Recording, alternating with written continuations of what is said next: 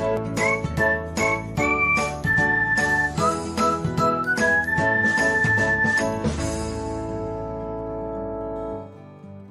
everyone, welcome back to another episode of Technologyglance.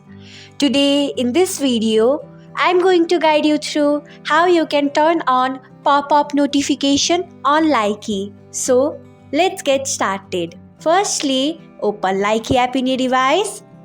Then tap on profile icon. Next tap on three dots icon. After that tap on settings. Next tap on notifications. After that, scroll until you find pop-up notification. Then tap on pop-up notification. So this is how you can turn on pop-up notification on Likee.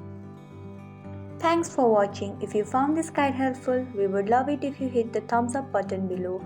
We upload great new tech tutorials like this one every day. So don't forget to subscribe to our channel and hit the bell icon to get an update as soon as we post a video.